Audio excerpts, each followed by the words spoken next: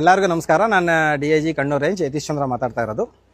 ಇಲ್ಲಿ ಕೊಟ್ಟಿಯೂರು temple incharge ಸೆಕ್ಯೂರಿಟಿಗೆಗೋಸ್ಕರ ದೇವಸ್ಥಾನ ಜನಗಳು ಮತ್ತು ಪಂಚಾಯತ್ ಅವರು ಬೇರೆ ಎಲ್ಲರೂ ಇದು ಭಾಳ ಚೆನ್ನಾಗಿ ಅರೇಂಜ್ಮೆಂಟ್ಸ್ ಎಲ್ಲ ಮಾಡಿದ್ದಾರೆ.